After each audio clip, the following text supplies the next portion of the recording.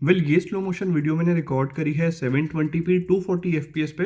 But note 9 pro max में ये एक बग है कि 240 fps पे भी अगर वीडियो रिकॉर्ड करो तो ये ऑटोमेटिकली 120 fps पे ही स्लो मोशन वीडियो रिकॉर्ड करता है। इन दोनों फ़ोन से आप सुपर स्लो मोशन वीडियोस भी रिकॉर्ड कर सकते हो 720p 960 fps पे। ओवरऑल दोनों ही फ़ोन्स की वीडियो क्वालिटी काफ़ी इंप्रेसिव है बिकॉज फ्रेम्स स्किप नहीं होते हैं। But Redmi Note 9 Pro Max की वीडियो ज़्यादा शार्प है। और सुनाओ, सब बढ़िया? नहीं? अरे तुम्हारा बहुत बढ़िया है। बढ़िया पता है किसका नहीं है? Realme 6 यूज़र्स का।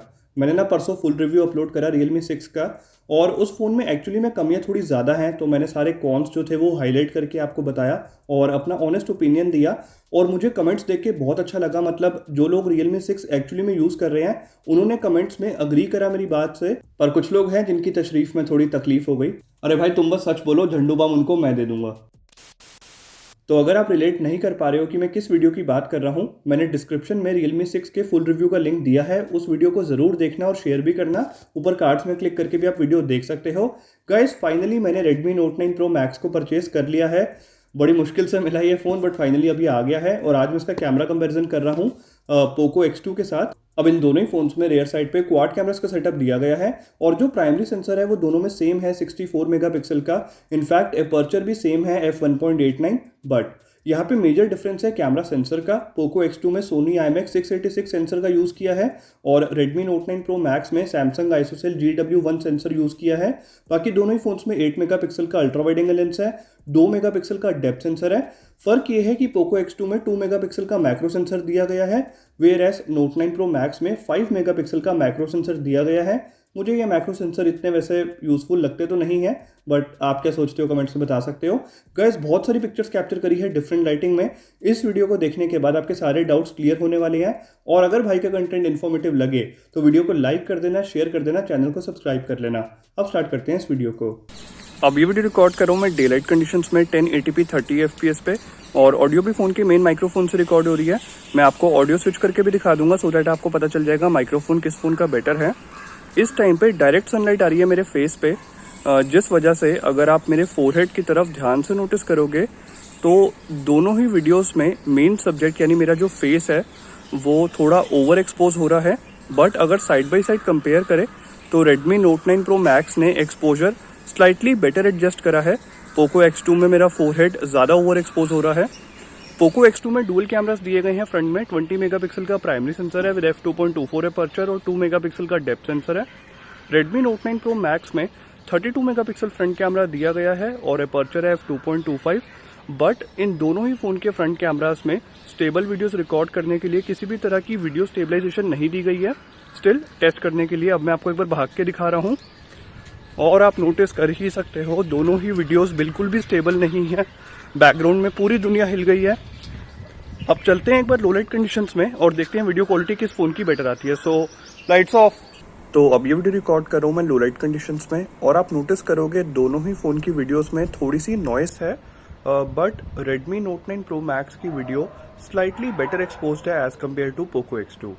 गाइज ये इमेज जब मैंने कैप्चर करी तो डायरेक्ट सनलाइट आ रही थी मेरे फेस पे, और आप पोको X2 की इमेज में नोटिस करोगे मेरा जो फोरहेड है वो ओवर एक्सपोज्ड आया है, whereas Note 9 Pro Max ने एक्सपोजर ठीक से एडजस्ट करा है। इस सैम्पल शॉट को जूम करने के बाद जो डिटेल्स हैं वो ऑलमोस्ट सिमिलर देखने को मिली है दोनों ही पिक्चर्स में। बाकी के दोनों सैम्पल शॉट्स मैंने डे लाइट में ही कैप्चर करे हैं, बट इस टाइम पे डायरेक्ट सनलाइट नहीं आ रही थी मेरे फेस पे, तो एक्सपोजर भी ठीक से एडजस्ट करा है दोनों फ़ोन्स ने, और डायनामिक रेंज भी काफ़ी अच्छी कैप्चर कर लेते हैं। बट अगर किसी एक को पिक करना हो तो इस सैम्पल शॉट में बैकग्राउंड में स्काई में जो क्लाउड्स हैं वो बेटर मेंटेन्ड है Note 9 Pro Max की इमेज में, जिस वजह से Note 9 Pro Max थोड़ी बेटर डायनामिक रेंज कैप्चर कर लेता है। अब गाइस पोर्ट्रेट सेल्फीज कैप्चर करते टाइम दोनों ही फ़ोन के front cameras edges perfectly detect तो नहीं कर पाते, बिकॉज दोनों ही पिक्चर्स में आप थोड़ी सी स्मज्ड एजेस नोटिस कर सकते हो। बट पोको X2 की इमेज में मेरा जो फोरहेड है वो थोड़ा सा ओवर एक्सपोज्ड आया है। इवन नेक्स्ट सैम्पल शॉट में अगेन पोको X2 की इमेज थोड़ी ओवर एक्सपोज्ड आई है, where as Note 9 Pro Max ने एक्सपोजर परफेक्टली एडजस्ट करा है। इस सैम्पल शॉट में फोरग्राउंड के साथ साथ बैकग्राउंड में जो स्काई में हाइलाइट्स हैं वो भी वेल मेंटेन्ड है, जिस वजह से बैकग्राउंड ब्लर भी काफ़ी नेचुरल लग रहा है। पोको X2 में आप देखोगे बैकग्राउंड में हाइलाइट्स थोड़ी सी ब्लोन आउट हो गई हैं, तो पोर्ट्रेट सेल्फीज मुझे Note 9 Pro Max की ही बेटर लगी हैं। अब लो लाइट में दोनों ही फ़ोन्स का फ्रंट कैमरा काफ़ी अच्छा परफॉर्म करता है। दोनों ही पिक्चर्स में ज़्यादा नॉइस भी नहीं है और दोनों ही पिक्चर्स वेल एक्सपोज्ड आई हैं, बट जो स्किन टोन्स हैं वो Note 9 Pro Max में ज़्यादा नेचुरल देखने को मिली हैं। इवन डिस्प्ले फ्लैश ऑन करने के बाद दोनों ही पिक्चर्स में नॉइस थोड़ी और रिड्यूस हो गई है, लेकिन Note 9 Pro Max की इमेज स्लाइटली बेटर एक्सपोज्ड है as compare to Poco X2। अब ये वीडियो रिकॉर्ड कर रहा हूँ मैं डे लाइट कंडीशंस में 1080p 30 fps पे, और ऑडियो भी फ़ोन के मेन माइक्रोफोन से रिकॉर्ड हो रही है। दोनों ही फ़ोन्स डायनामिक रेंज ठीक कैप्चर कर लेते हैं। स्काई के कलर्स वेल मेंटेन्ड है दोनों ही वीडियोस में, और वीडियो में डिटेल्स भी इनफ है। इनफैक्ट दोनों ही फ़ोन्स एक्सपोजर भी ठीक से एडजस्ट कर लेते हैं। 1080p 30 fps पे वीडियोस रिकॉर्ड करते टाइम दोनों ही फ़ोन्स में इलेक्ट्रॉनिक इमेज स्टेबलाइजेशन वर्क करती है। तो अब मैं आपको एक बार भाग के दिखा रहा हूँ।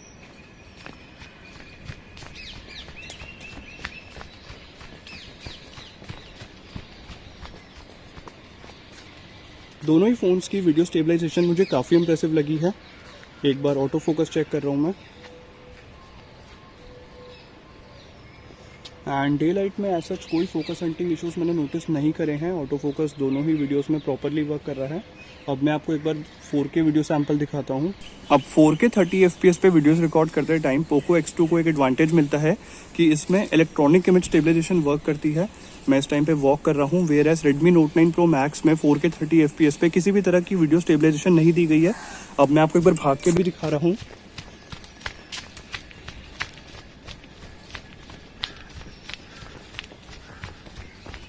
और आपने नोटिस कर ही लिया होगा पोको X2 की वीडियो क्वालिटी एक्चुअली में काफ़ी इंप्रेसिव है, और वीडियो स्टेबलाइजेशन भी मुझे काफ़ी अमेजिंग लगी है। गाइस, डे लाइट कंडीशंस में इन दोनों ही फ़ोन्स का रेयर कैमरा अमेजिंग परफॉर्म करता है। इन दोनों ही फ़ोन से आप काफ़ी शार्प मैक्रो शॉट्स कैप्चर कर सकते हो, और जूम करने के बाद मैंने नोटिस करा कि डिटेल्स भी ऑलमोस्ट सिमिलर देखने को मिली हैं। कलर कॉन्ट्रास्ट भी पिक्चर्स में काफ़ी नेचुरल है, क्लोज टू रियलिटी है। तो ओवरऑल मैक्रो शॉट्स काफ़ी इंप्रेसिव आए हैं। बैकग्राउंड में बोके इफेक्ट भी काफ़ी इंटेंस देखने को मिला है।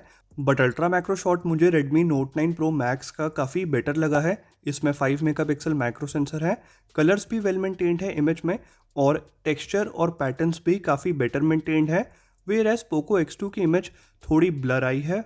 अब गाइस, ये कुछ पिक्चर्स मैंने कैप्चर करी हैं थोड़े डिस्टेंस से, और फर्स्ट सैम्पल शॉट में आप नोटिस करोगे कलर कॉन्ट्रास्ट काफ़ी सिमिलर देखने को मिला है, चाहे आप ऑटो की तरफ देखो या बैकग्राउंड में ट्री की तरफ देखो। इवन डार्क एरियाज में जो हाइलाइट्स हैं वो भी दोनों पिक्चर्स में वेल मेंटेन्ड है। And to be very honest, मतलब डे लाइट में दोनों ही फ़ोन के रेयर कैमरास काफ़ी सिमिलर परफॉर्म करते हैं। अमेजिंग डायनामिक रेंज देखने को मिली है दोनों ही पिक्चर्स में। अब किसी एक को पिक करने के लिए मैंने इस सैम्पल शॉट में पहले दोनों ही पिक्चर्स में डार्क एरियाज मतलब शेडोज़ में चेक करा, तो काफ़ी सिमिलर रिजल्ट देखने को मिले। हाइलाइट्स दोनों ही पिक्चर्स में वेल मेंटेन्ड है। फिर मैंने अगेन बोर्ड की तरफ जूम करके देखा, बट अगेन कोई डिफरेंस नहीं है, बिकॉज बोर्ड पे जो टेक्स्ट है वो दोनों ही पिक्चर्स में काफ़ी शार्प है, डिटेल्स ऑलमोस्ट सिमिलर हैं। इवन नेक्स्ट सैम्पल शॉट में भी आप नोटिस करोगे दोनों ही फ़ोन्स ने अमेजिंग डायनामिक रेंज कैप्चर करी है। बैकग्राउंड में स्काई में जो क्लाउड्स हैं वो भी वेल मेंटेन्ड है, बट अगर आप फोरग्राउंड में लीव्स की तरफ ध्यान से नोटिस करोगे तो स्लाइटली बेटर डायनामिक रेंज देखने को मिली है Note 9 Pro Max की इमेज में, बिकॉज शेडोज़ में जो हाइलाइट्स हैं वो स्लाइटली बेटर एक्सपोज्ड है Note 9 Pro Max में। अब गाइस, अगर आपको पोर्ट्रेट शॉट्स कैप्चर करना काफ़ी पसंद है तो आप इन दोनों ही फ़ोन के रेयर कैमरा से बिल्कुल भी डिसअपॉइंट नहीं होगे। काफ़ी अमेजिंग पोर्ट्रेट शॉट्स कैप्चर कर लेते हैं ये दोनों ही phones, because most of the time दोनों ही फ़ोन के कैमराज एजेस भी प्रॉपरली डिटेक्ट कर लेते हैं। स्किन टोन्स भी काफ़ी नेचुरल देखने को मिली हैं। इनफैक्ट ये कुछ सैम्पल शॉट्स हैं, और इस टाइम पे डायरेक्ट सनलाइट आ रही थी मेरे फेस पे। दोनों ही फ़ोन के कैमरास ने परफेक्टली एक्सपोजर एडजस्ट करा है, मतलब बजट प्राइस सेगमेंट के फ़ोन्स हैं।